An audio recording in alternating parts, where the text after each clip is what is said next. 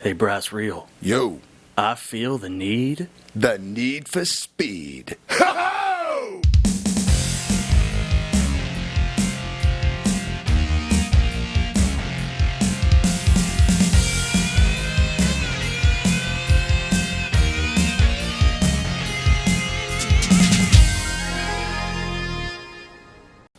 What up, party peoples? Bobo here with BrassReel Brothers.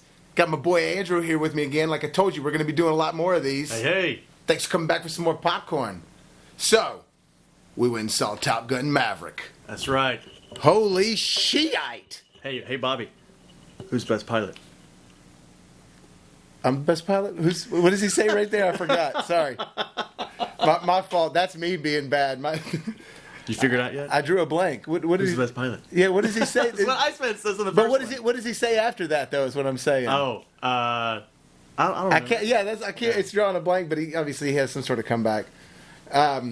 Speaking of Iceman, though, he was a great part of this movie too. Believe it or not. So look, this is going to be straight up spoilers.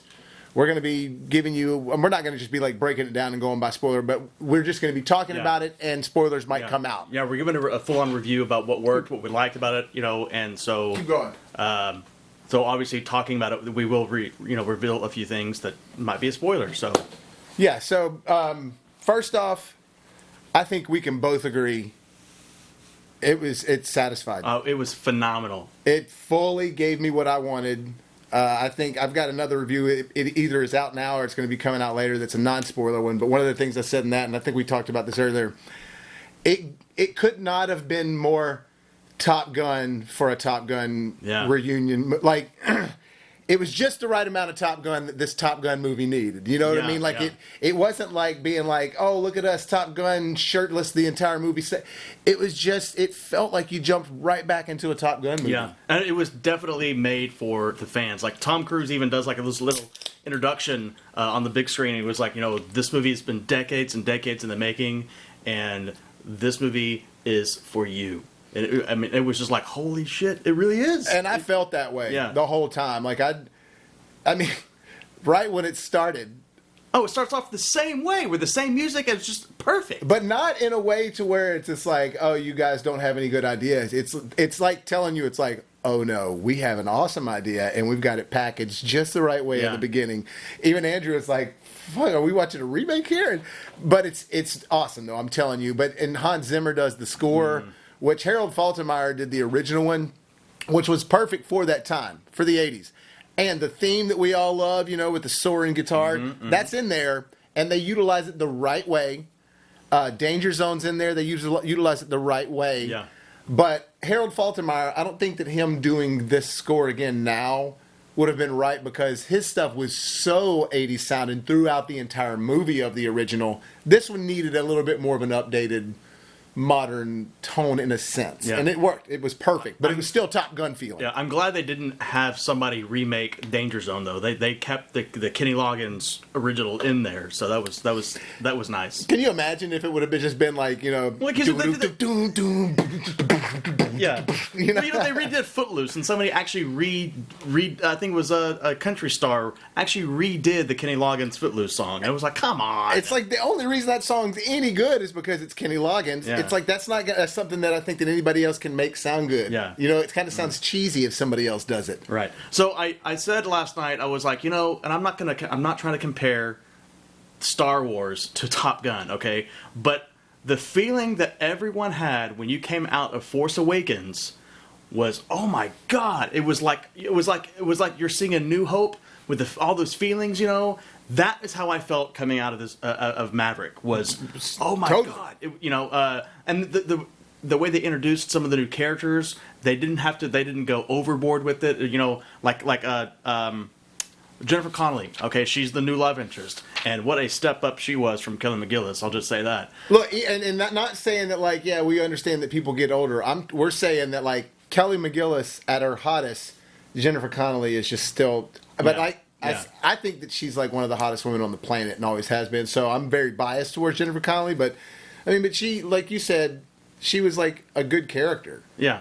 It wasn't just another reason to have a girl in the movie so we can have somebody on the back of Tom Cruise's motorcycle. Right. But obviously 30 years have passed, and some things have happened in his life, and it's not necessary to give us an entire backstory of what's happened to him in the last 30 years. It's just this is what's happening to him now. And they do a good job of making you understand that maybe their relationship was this sort of off and on thing over the years. Yeah. And that's it. But they do it in a way to where it makes you believe it. Mm-hmm. It's not like there's no like internal struggle between them that they're trying to.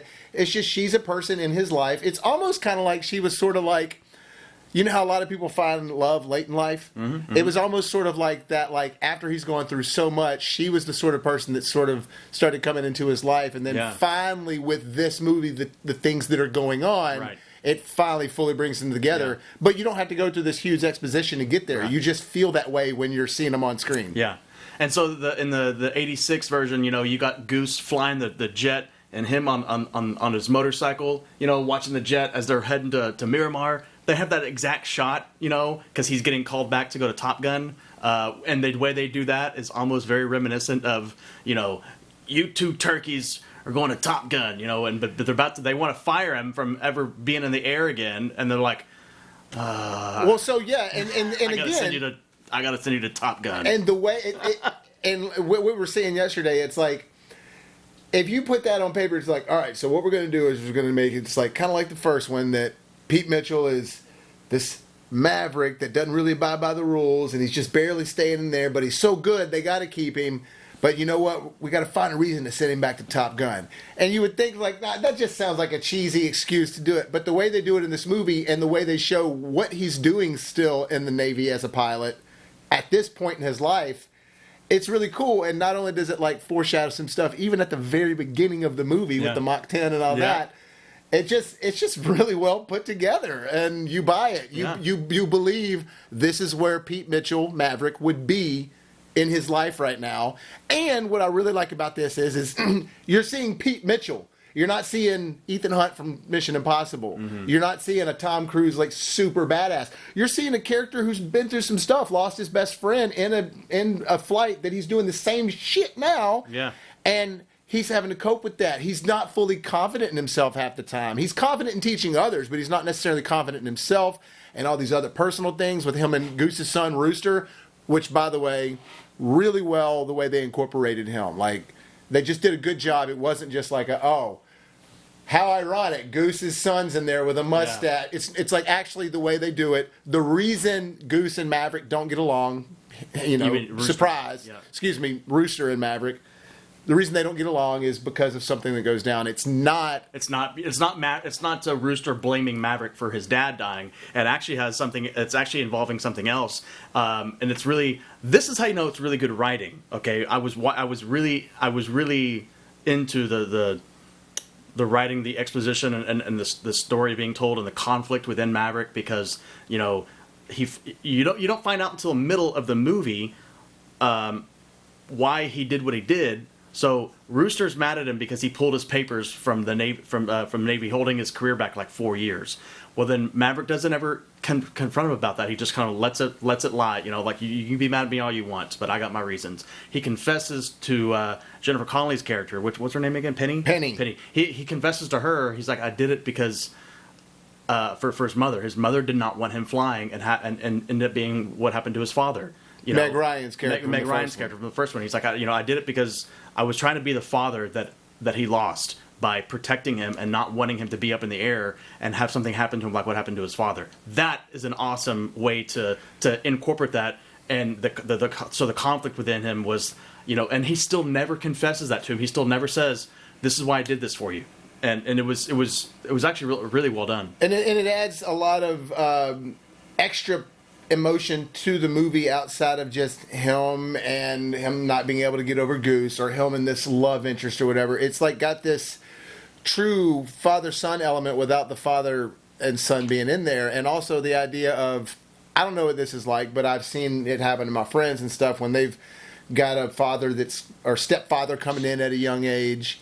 And, that little bit of animosity is always there. It's like, you're not my father. Stop trying to be that. And so there's that anger. Yeah. Because he's basically feels like, he even says, he's like, I'm trying to be the father that he lost. Yeah. And just the fact that it's just got so much of that emotion that really fuels the movie. And then you have the jet scenes. Yeah. that are all badass. I mean, I think it's clear that if there was any CGI in this movie, which I'm sure that there was here and there to touch up some things, but it's not a CGI film. It's not a fueled CGI film. No.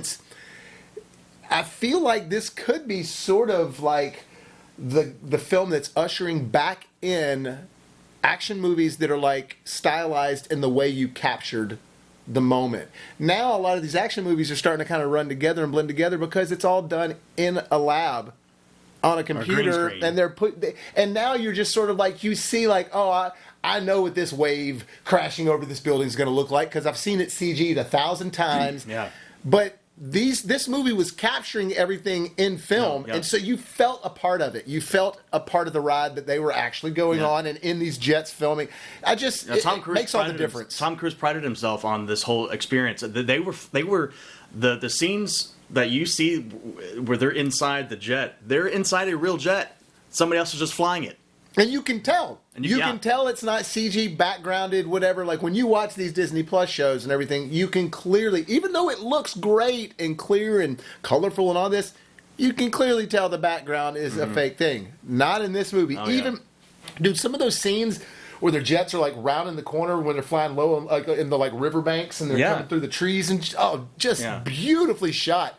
Which, by the way, go ahead. The way that they're playing with each other in the air, like chicken, or the way that Rooster is trying to show up Maverick, like he's going to be able to do that, and they're flying upside down and circling each other, and it's just like it's cool. It's cool stunts, and you see this happening, so you know that those are real jets, real fighter jets doing this. Not Blue Angel jets, fighter jets, which is not the same type of jet that just doesn't maneuver the same way as those aerobatic planes do or acrobatic planes do. So another homage, was the Maverick had to do his whole inverted thing, and he kind of waves to him, and then these other guys are flying like this. They're well, where is Maverick? And he comes out right. I mean, it's badass. It's definitely, and you when you look at it, I think that if you go into it expecting a movie that's just like, I thought it was going to be like, because like one of the things the last 2, 3, 4 Mission Impossible movies have been like,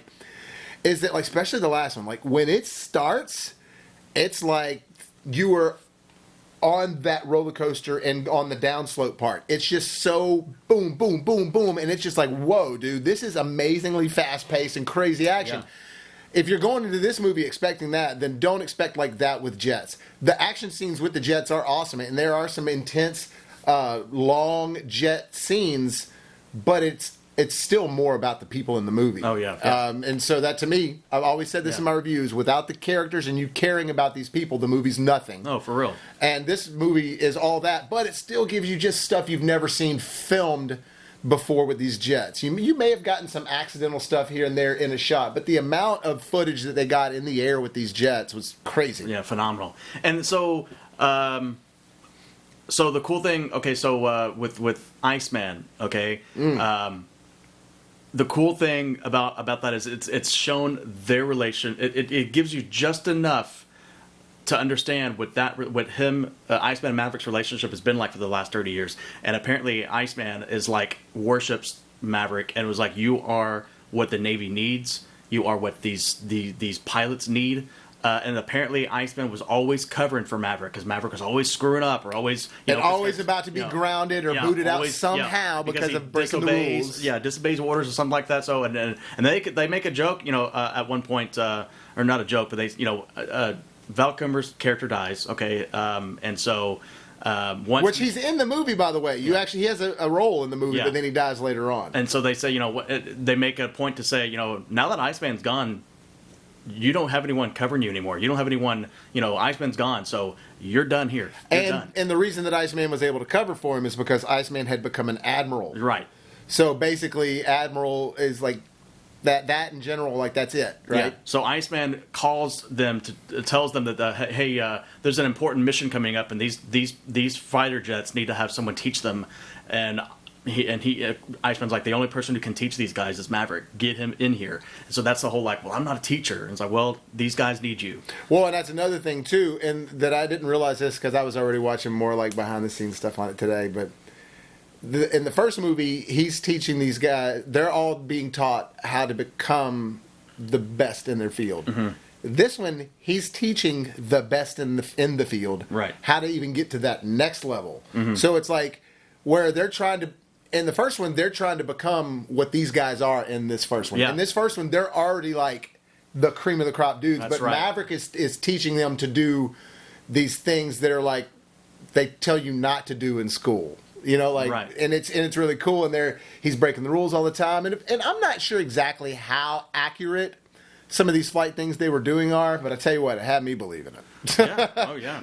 Well, and so Maverick's essentially like Viper in the first one. You know, where he's out there flying with them, and I got to get Viper. I got to get Viper. And this one, it's like he even makes a bet with all these punks, and he's like, all right, whoever can shoot me down, you know, I'll whatever. And he just 200 push-ups. Yeah, and they're like, well, how about 200 push-ups, old man? He's like, all right, and he smokes all of them, even the cocky hangman guy. Yeah, and that's another thing. The new crew, the new cast in this, which again, you guys, I'm sure the most famous one's going to be Miles Teller as Rooster, Goose's son. But all the other people in there, really likable. There's probably 4 of them that they actually, you get to kind of really know, like Hangman especially. He's another like really, like, and we're calling them all their call signs, by the way. Hangman would be like this movie's Ice. Yeah, no, for real. He's this movie's Iceman.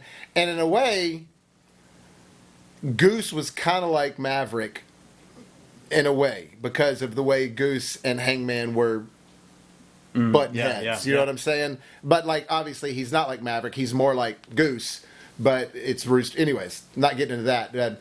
But yeah, the way that they are all incorporated, they've got a female pilot in this who's really cool. I'm drawing a blank on her. Phoenix was her name. She was really cool. Some of the other names in there was like Fanboy and stuff like that. I mean, definitely. And then the token nerdy guy. You know, he was great. He doesn't look like he belongs, but he ends up being one of their best gunmen, whatever that position. Well, is. he's like a spotter. But he's still on the plane with him. Yeah. Or on the jets with him. It's funny because they have that one scene where they're with everybody's call signs and everything, and he's on the side, and then one girl's talking to him, and how about you? And he's just like, Bob, and they're like, no, I'm talking about your call sign. And he's like, Bob. Apparently, because they give you your call sign. You don't make your own call sign. It's given to you. Yeah.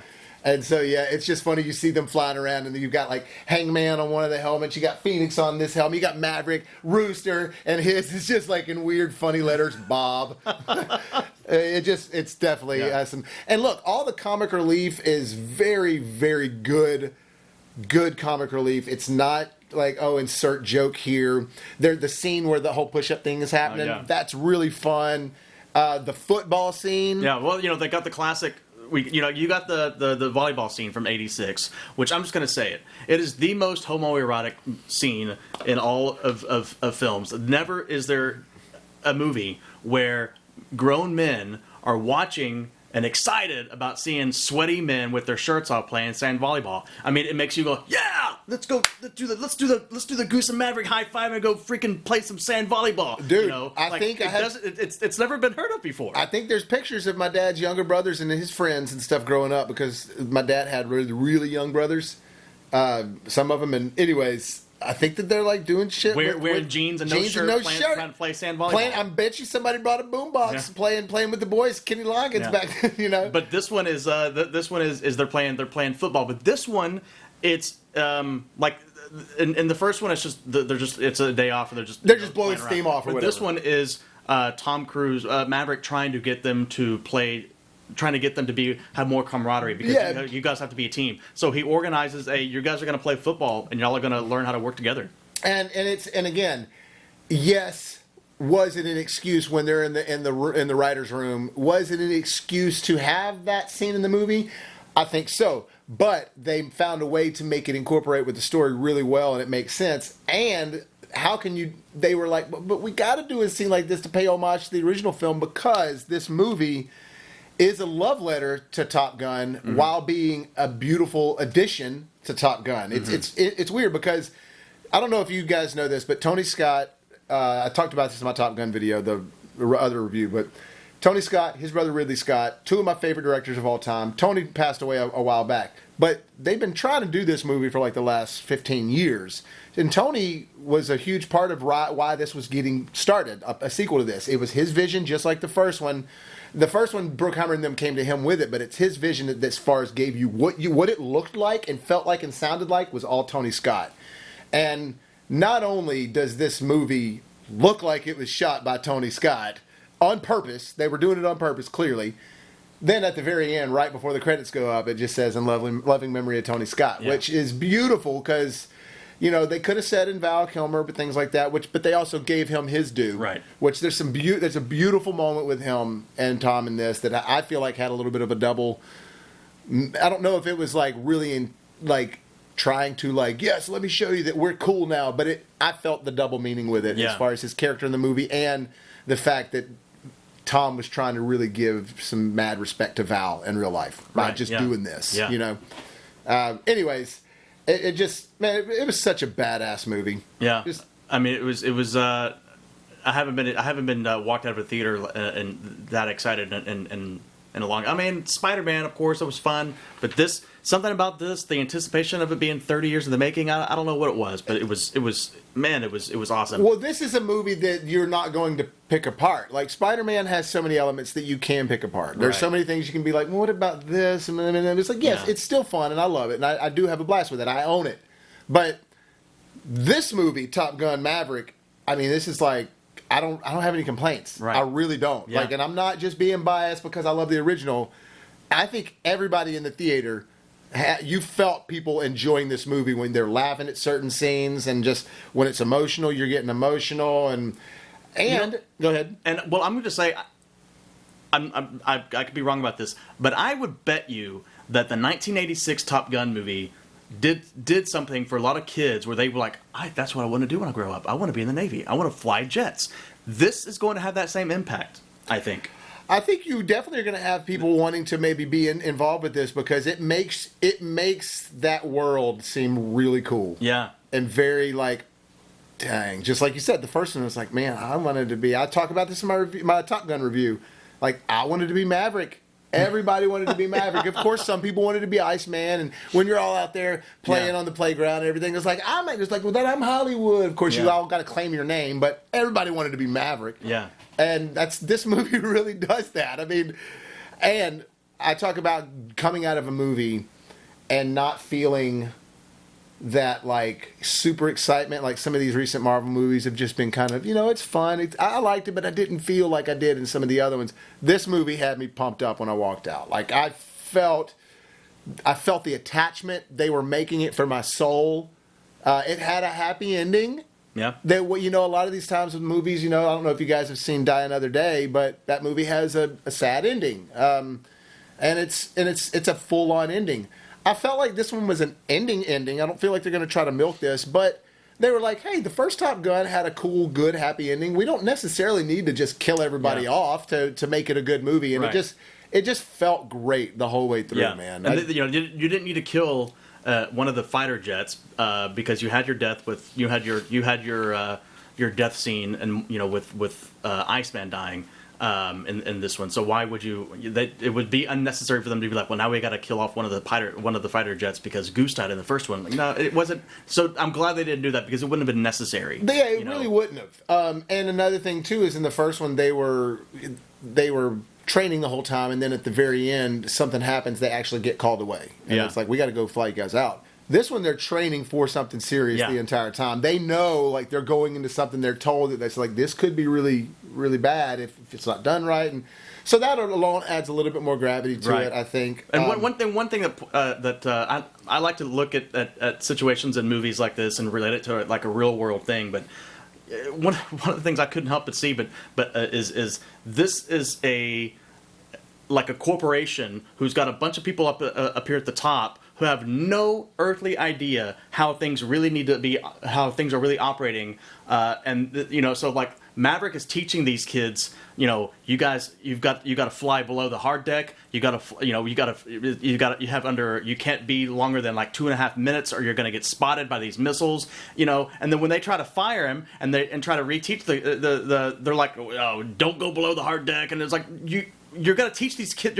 You're teaching them to go get killed. Them to kill. Yeah. And one thing Maverick says to them when he's explaining his methods to them, if you will, he's like, one thing he says is, I'm trying to teach them to come home, and they kind of look at him like, "Come home? What are you talking about? Come home?" Well, because John Hamm is talking to him, and he's just like, the so and so is to do this, to do this, to do this, and to destroy the target. And then Tom Cruise is like, and to come home, and to bring him home, son. Bring him home, yeah. And he's like, well, they know what they signed up for, and so like they're already just like accepting the fact that they're probably going to die. We just need to get this done. Whereas Tom's like, that's not how I roll. Yeah, and that just that's the difference between Maverick. Yeah. And everybody else. Yeah.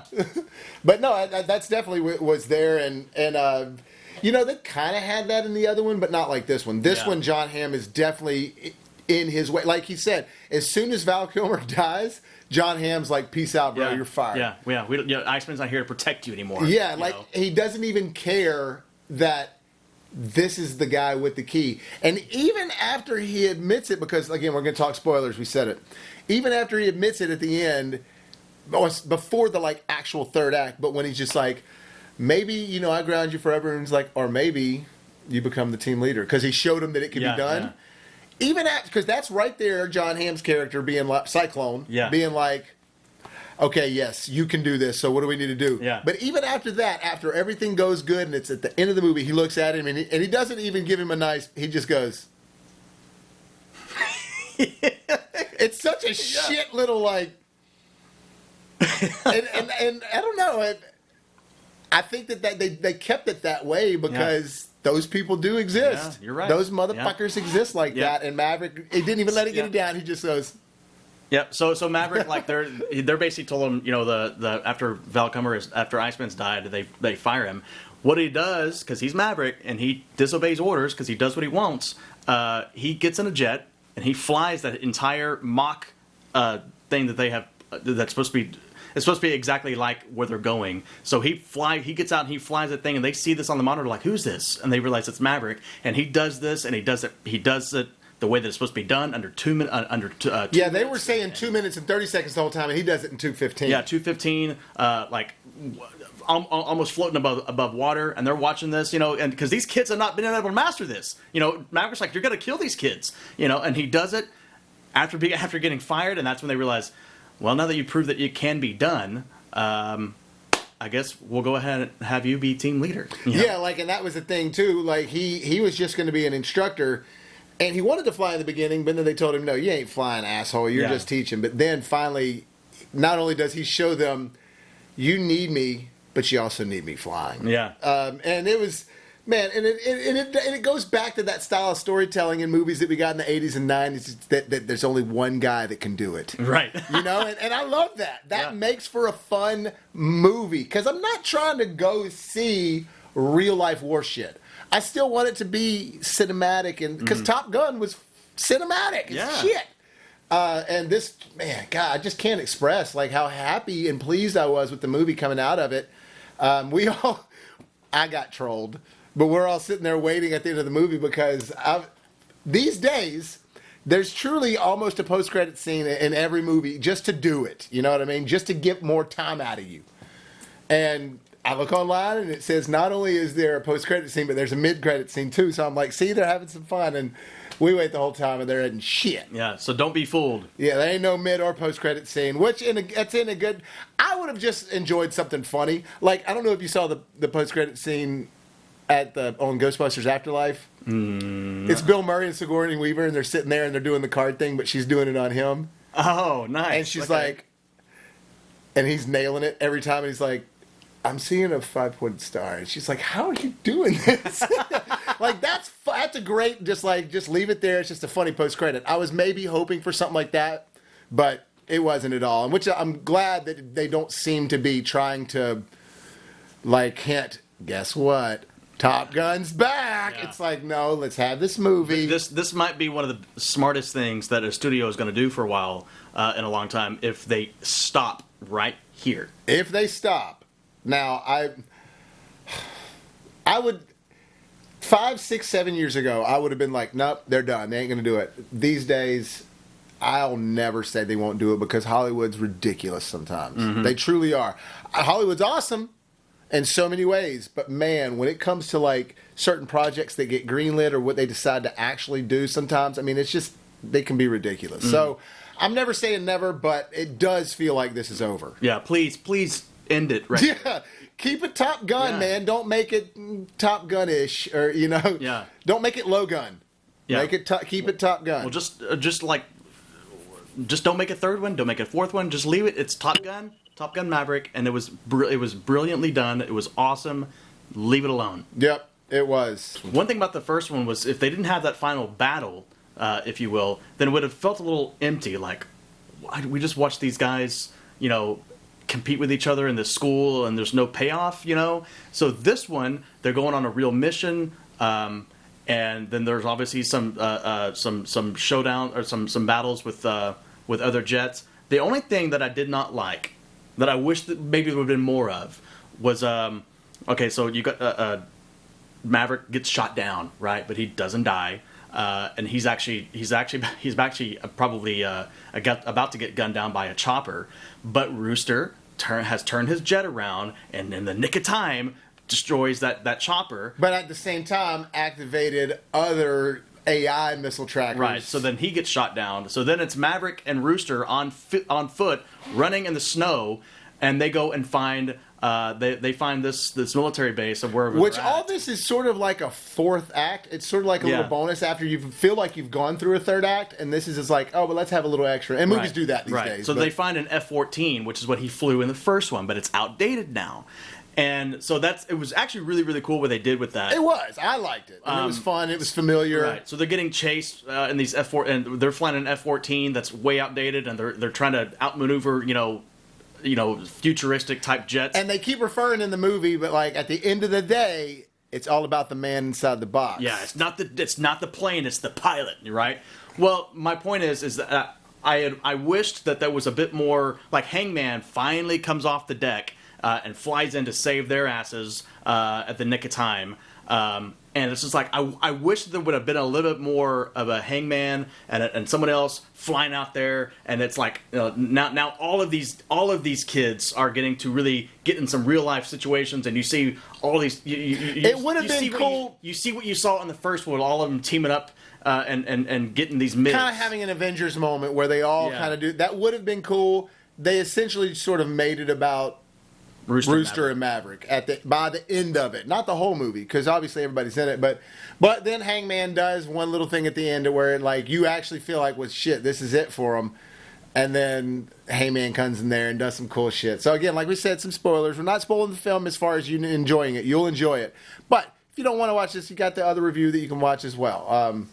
But I really, out of all the movies that have ever been made, like this whole like 20 years later sequel, 30 years later type sequel thing, that everybody's doing these days, brushing the dust off of shit, this is the best one I've seen. Oh, yeah. This one really treated this with a lot of love, compassion, and respect. They clearly loved the first movie. Everybody a part of this did. You could tell. Mm-hmm. So I just really just can't say any more how satisfied I was with it. Thought it was fantastic. I'm going to give this an A. I give it an A+, because it really just did it for me. It hit all the things. And the biggest thing I want to say is that I hope that it's ushering back in movies that are filmed. Movies that aren't just, let's catch this shot over here and then we'll doctor it up in the green screen. This movie was filmed. Everything you see them when they're outside on location, you feel it. You can tell they're there. And I just feel like that makes a huge difference on how the movie's going to look 30 years from now. Yeah. And it's got some heart to it, Big time. And dude, you get the songs. You get it all. So if you love Top Gun, you love the first one, I highly recommend going to see this one. I think that you're going to get everything that you wanted out of this. It's like we said, it was made for fans, not a reboot, not trying to like brush the dust off for a new audience. This was made for people who love Top Gun. That's right. Well, guys, thank you so much for clicking on this video. Appreciate it. Hit that like button if you enjoyed it. And if you haven't done so already, hit that subscribe button so you can help us make it to the top. As always, if life gives you lemons, make some hot fresh popcorns.